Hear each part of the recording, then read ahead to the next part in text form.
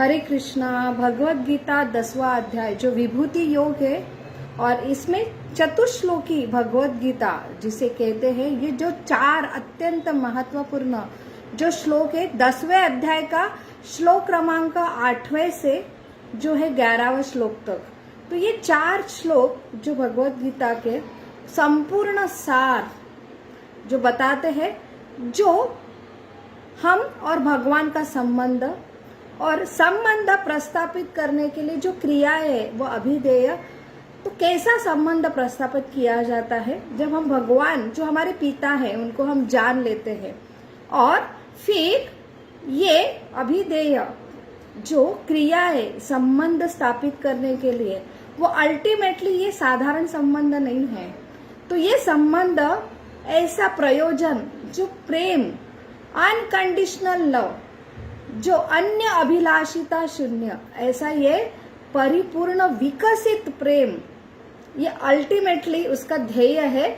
ऐसे संबंध और ऐसे अभिधेय जो प्रक्रिया है उनका अल्टीमेटली ध्येय है, अंतगंतो जो ध्येय है, जो है पुत्र और पिता का फिर से मिलन, जो है प्रेम पूर्वक मिलन। यही भगवत गीता का अल्टीमेटली सार है। और ये 4 श्लोकों में रामानुचार्य ने ये 4 श्लोकों का जो नामकरण किया है चतुश्लोकी भगवत गीता। तो ये चतुश्लोकी भगवत गीता, ये 4 श्लोकों द्वारा हम संपूर्ण भगवत गीता में है क्या वो जान सकते हैं, सिर्फ 4 ये श्लोकों द्वारा। तो प्रथम श्लोक है जो श्लोक क्रमांक जो 8 नंबर का श्लोक है 10वें अध्याय का, जो है अहम सर्वस्य प्रभो हो।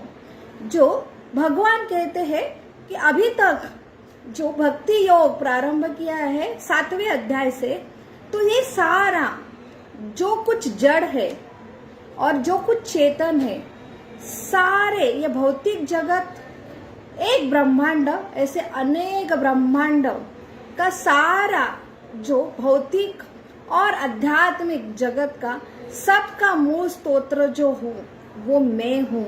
अहम सर्वस्व प्रभो, मुझसे ये सर्व आता है। सिर्फ आता नहीं है, मैं उगम स्तोत्र नहीं हूँ, बल्कि मैं उसका जो है मेंटेनेंस पालन करता हूँ। तो ये भगवान क्यों हमें बता रहे हैं? तो जैसे हम हमारे भौतिक बुद्धि से हर कोई मापता है कि ऐसा भगवान ने क्या कहा, इसलिए हम जो अंदर हृदय में जो ईर्ष्या हमारा उत्पन्न हुआ है, क्यों? और इसके लिए हम सर्वश्रेष्ठ बनना चाहते हैं, हम कुछ विशेष है, यही हमारे लिए एक विशेष आनंद है। और यही विशेष आनंद के लिए हम अलग अलग और योजना करते हैं। तो हमारे भौतिक जीवन में हम जब किसके बारे में सुनते हैं, विशेष हमारे जो कॉम्पिटिटर के बारे में, तो ईर्ष्या उत्पन्न होती है। क्यों होती है? क्योंकि हृदय में हम ऐसा भाव किया है कि मैं कुछ विशेष हूँ, और वही विशेष जिसमें मैं हूँ, वही सेम फील्ड में कोई विशेष व्यक्ति का वर्णन अगर हम सुनते हैं तो हम ज्यादा देर तक सुन नहीं पाते हैं। इसका अर्थ यही है कि हमारे अंदर जो है ईर्ष्या है, हमारा एक स्वतंत्र केंद्र बिंदु है, और इसमें कोई भी आता है टकराव होता है। यही तो हम एक दूसरे का नहीं सुनते, और हमको सुनाना है कि हम कितने विशेष हैं। और ये इसलिए है कि जैसे गाड़ी के पीछे लिखा जाता है, देखो मगर प्यार से और जलो मत। तो इसका अर्थ है कि जेलसी, कि मैं इतना, मेरा जो गुणगान मैं दिखाना चाहता हूँ, मैं दुनिया को कुछ मैं विशेष हूँ। और ये इसलिए हम किसी न किसी माध्यम से हमारे जो हम कौन है, हमारा ऐसा क्या क्या जो सिद्धियां है हमने प्राप्त किए हैं, उपलब्धियां है, वो हम सुनाना चाहते हैं। ये साधारण जीव जो ईर्ष्या युक्त है, लेकिन भगवान ये क्यों सुना रहे हैं कि मैं कितने, मेरे ऐश्वर्य क्या है, मेरे पास क्या क्या है, मैं क्या क्या करता हूँ। तो ये भगवान की दया है जो पुत्र भूल गया है पिता के बारे में, तो ऐसे विस्मृति और ये निस्मृति से स्मृति जो याद दिलाना चाहते हैं, क्योंकि ये छोटा पुत्र अलग अलग खिलौने के पीछे है, इसलिए वो खिलौना खेल खेल के अपने पुत्र पिता को ही भूल गया हूँ। अभी ये पिता के बगैर रह नहीं पाता, उसका जो अस्तित्व है पिता का प्रेम है। तो ऐसे दुखों के गोते खाते खाते भी ये पिता बार बार कह रहे हैं, और अभी ये पिता अभी पुत्र को सुना रहे हैं कि जिस छोटे छोटे खिलौने के लिए आप अट्रैक्ट होते हैं, वो सारे खिलौने ना मुझसे ही आते हैं, और इससे भी अलग अलग मेरे पास बहुत कुछ है। ये इसके लिए बोल रहे हैं कि जैसे पुत्र मेरे ऊपर अट्रैक्ट हो, क्योंकि ये सही उसका प्रेम है। तो यहाँ पे जीव जो पुत्र है, उनको जो है सही प्रेम जो उन्होंने खोया है और उसके बगैर वो दुखी है, वो आनंद देने के लिए, ना कि ईर्ष्या के लिए, ना कि उसके अंदर में कुछ विशेष जेलेसी उत्पन्न करने के लिए भगवान बता रहे हैं। इसलिए भगवान ने शुरू में ही जो बताया, जो मुझसे ईर्ष्या नहीं करते हैं उनको ये ज्ञान समझना बहुत आसान होता है। नहीं तो जिनके हृदय में अलग अलग बड़ी बड़ी ईश्वर बनने की जो कामना है, वो भगवान को, कृष्ण को ये पढ़ने के बाद भी जो सीधा लिखा है, अहम सर्वस्व प्रभो, सब मेरे से उत्पन्न होता है, अहम बीज प्रद पिता, मैं सबका पिता हूँ, और मेरे पास आओ, मेरे ही पूजा करो, मुझे ये अर्पण करो, ये सुन नहीं पा सकते। इसका अर्थ है कि अंदर, हमारे अंदर बहुत भगवान परमेश्वर है, हम भी बड़े बड़े ईश्वर बनने की कामना है, इसलिए हम ये सुन नहीं पाते हैं। इसलिए भगवान ने बताया, इसके लिए एक ही मार्ग है, सुनो। हमें अभी अच्छा नहीं लग रहा है क्योंकि ईर्ष्या है, फिर भी सुनते रहो। जितना आप सुनते रहेंगे, यही एक ट्रीटमेंट है, उतना ईर्ष्या की भावना है वो हमारी कम कम होंगे, और तब जाके जो उनका श्रवण बार बार सुन के हमारी ईर्ष्या, हमारा ईश्वर बनने की जब हमारा शुद्धिकरण होता है, फिर हमें समझ में आता है कि हम पुत्र ही पिता है। और उसके बाद फिर भगवान हमें ये पहले हम सर्वस्व प्रभु में सारे जो उत्पत्तियां है, उपलब्धियां हैं, जिसके लिए ये पुत्र जो है अट्रैक्ट होता है, उसमें रम जाता है, लेकिन खिलौना टूटता ये रोता है, तो ये उसका सही स्वभाव नहीं है। इसलिए बड़े बड़े खिलौने ये मेरे से ही आते हैं, और बहुत सारा जो आपको आनंद प्रदान करने वाला है वो मेरे पास है, इसलिए पुत्र सुनो और इसलिए मेरे पास आओ। तो यहाँ पे भगवान यही अपना ऐश्वर्य प्रकट कर रहे हैं एक पुत्र को अट्रैक्ट करने के लिए, क्योंकि वो सही परिभाषा है। इसलिए भगवान अपने ऐश्वर्य का जो है प्राकट्य कर रहे हैं, और ये संबंध भगवान और पुत्र का अभी यहाँ पे स्थापित होने वाला है। फिर संबंध के बाद हम अलग अलग कामना की वजह से भगवान के पास जाते हैं।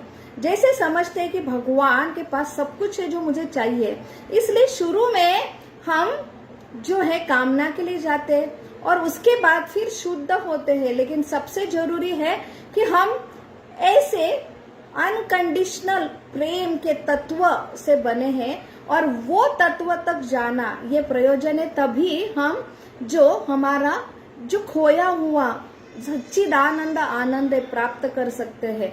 इसलिए हमें कुछ अभिधेय कि अभी हमने जान लिया ये मेरे पिता है, यही सर्वस्व है जो मैं अभी तक खोज रहा था, और अभी फिर और उनके पास जाने के लिए कुछ क्रिया करना है, वो है अभिधेय। तो इसमें भजंती माम, भजंती का माम का अर्थ है कि अभी मैं ऐसे प्रेम सेवा जो स्थापित हो, उसलिए अलग अलग, तो हमें जिनकी सेवा करना है उनको ही पूछना है। तो यहाँ पे भगवान खुद बोल रहे हैं, पत्रम दो, पुष्पम दो, और लेकिन प्रेम से दो। जो कुछ करते हैं मुझे प्रेम से अर्पण करो। तो ये क्रिया उनके डायरेक्शन में कर रहे हैं, उसे अभिधेय कहते हैं। और उसके बाद ये अभिधेय के बाद फिर बोध जो है बुधा भाव समन्वंत, फिर प्रयोजन। अल्टीमेटली ऐसे ये पुत्र और पिता के बीच में ये ऐसा अनकंडीशनल लव, जो अन्य अभिलाषिता शून्य, ऐसा जो प्रेम प्रस्तापित होता है वो है प्रयोजन। और यही इससे ही सारे जो ईर्ष्या है, द्वेष है, जो हृदय में सारा ये मैल निकल जाता है, और फिर ऐसा जो गाढ़ा संबंध जो तैयार होता है पिता और पिता के बीच में, वो उससे ये जो है उनका फिर से ये भौतिक जगत में पतन नहीं होता है। तो यही ये पूरा भगवत गीता का सार है, जो 8वें ही श्लोक में जो है संबंध, अभिधेय और प्रयोजन तीनों भी तत्व आ जाते हैं। और उसके बाद 9वें, 10वें, 11वें श्लोक में भगवान यही जो संबंध, अभिधेय तत्व और प्रयोजन तत्व के बारे में और विस्तारित जो हमें बता रहे हैं। तो ये सार जो अल्टीमेटली भगवत गीता का प्रयोजन है कि शरणागति, और शरणागति कि जैसे हम जो है भगवान के अंश है, भगवान षड ऐश्वर्य पूर्ण है, इसलिए हम ऐसे अलग अलग ऐश्वर्य के प्रति अट्रैक्ट होते हैं, उनको फॉलो करते हैं। लेकिन जो ऐश्वर्य का प्रागट्यकरण है कि हमें अट्रैक्ट करने के लिए, लेकिन ऐसा कुछ हमें जो भगवान के विशेष गुण है कि कैसे ये पिता अपने पुत्र का पालन करता, इतना प्रेम करता है, हर एक के जीव में, हृदय में वास करते हैं। तो यहाँ पे जितना जितना अपने पिता के बारे में, पिता के गुण के बारे में वो जानेगा, ये ऐश्वर्य जानेगा, तब और फिर भी वो कैसे अनासक्त है, कोई जबरदस्ती नहीं करते हैं, स्वतंत्रता देते हैं जीवों को। ऐसे गुण सुनने के बाद जो होता है अफेक्शन, उसका अर्थ है पहले अट्रैक्शन फिर अफेक्शन। पहले आकर्षित होते हैं, तब हम खिलौना छोड़ते हैं जो हमें अनंत काल से दुख दे रहे हैं, ऐसे हमारे भौतिक उपलब्धियां के पीछे है, और वो अपने आप छूट जाता है। वो अट्रैक्शन के बाद जो होता है अफेक्शन, जो है प्रेम, ये उत्पन्न होना, ये अल्टीमेटली ये सारे जो है संबंध और ये सारे जो ऐश्वर्य प्रागट्यकरण कर रहे हैं भगवान, तो अल्टीमेटली ये प्रेम की शुरुआत होने के लिए, और ये प्रेम की क्रिया बार बार होती, जैसे 9वें श्लोक में भगवान कहते हैं कि कैसे मेरे शुद्ध भक्त इकट्ठा आते हैं, तो अल्टीमेटली उनके बीच में क्या क्रिया होती है। तो ये अभिधेय कैसे प्रस्तापित करते हैं कि मद्गता, जो मद चित्ता मद्गता प्राणा, तो उनके प्राण जो है मेरे भक्तों की मुझ में ही रहते हैं, उनके विचार जो है मुझ में ही रहते हैं। तो जैसे एक प्रिय और प्रियसी के बीच में जो होता है, वही दो भक्त के बीच में, दो भक्त जो अनकंडीशनल प्रेम करते हैं, उनके बीच में वार्तालाप क्या होती है, सिर्फ भगवान की गुणों की चर्चा।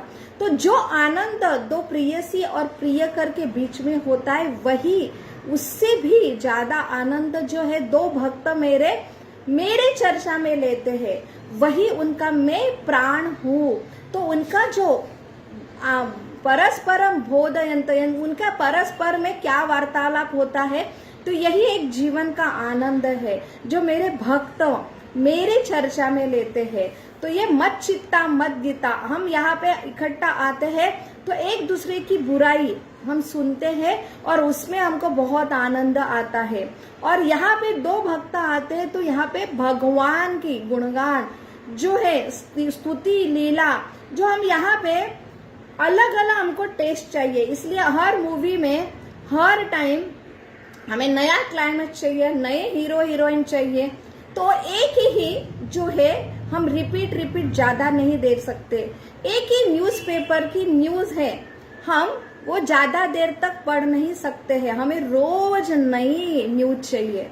ये भौतिक जगत है, क्योंकि हर एक को ईर्ष्या है एक दूसरे के प्रति, हर एक को बड़ा बनना है, और वही कि हमारी वो स्वभाव नहीं है, इसलिए हम तुरंत इसमें जो है रमबाण नहीं हो सकते, हम तुरंत बोर होते। लेकिन यहाँ पे दो भक्त जो है मत चित्ता मत गाता प्राणा और जो है कि रमबाण होते हैं। तो यही भगवत गीता भागवतम में जो भगवान का और भक्तों के जो चर्चा होती है वो वही कथा है, लेकिन वो बार बार वही सुन सुन के उसमें और रस उत्पन्न होता है और इसमें मेरे भक्त रमबाण होते हैं।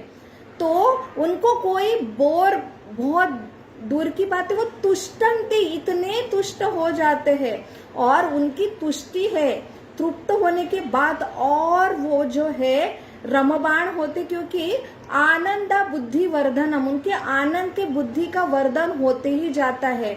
ये होता है एक जो है सही प्रेम जो भगवान और भगवान के अंश के बीच में है। और ये संबंध प्रस्थापित होने पर ये जो होता है ये रिजल्ट है। और उसके बाद भगवान कहते हैं कि ये जो संबंध प्रस्थापित होने पर रिजल्ट क्या है, अल्टीमेटली जो है ऐसे लोग तेषाम सतत युक्ता नाम भजताम प्रीति पूर्वकम, हमेशा वो मेरे भक्त मेरे बगैर रह नहीं सकते हैं।